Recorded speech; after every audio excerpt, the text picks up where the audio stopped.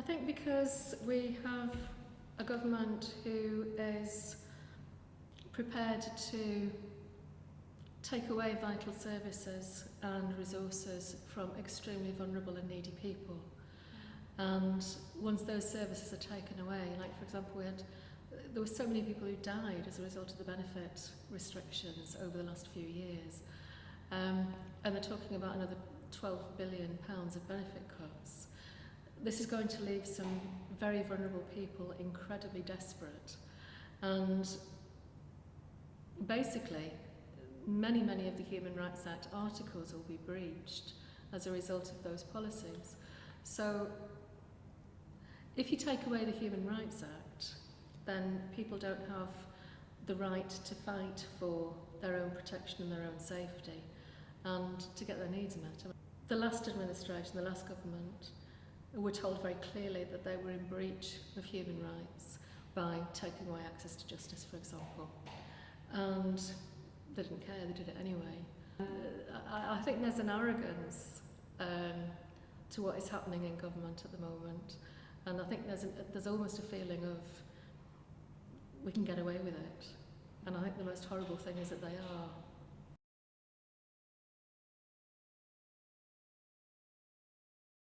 The Justice Report, which came out last month, and that's a cross-party government report, which I gave evidence to, lots of other people I know gave evidence to as well, concluded that the only one of its aims that the cuts to legal aid had managed to succeed in was saving money. But it only saved money for the justice budget because the cost to other parts of the system was so enormous as to completely outweigh any savings made.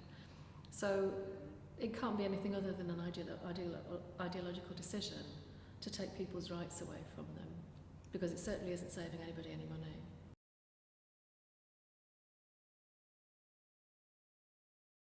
I would like to see Britain take their share. Britain has an opt-out in terms of the European Parliament and immigration requirements, and they've exercised that opt-out. So we're saying we're taking no Mediterranean refugee migrants.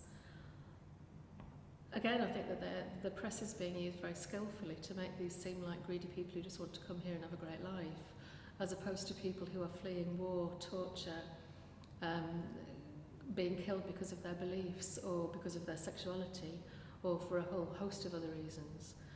I think we should take them. I think we should take... there is supposed to be a quota per size of population, and I think we should take our quota.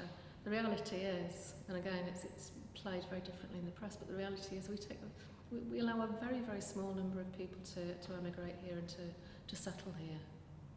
And of course now legal aid has been removed from immigration. Only people who are extremely rich can come anyway.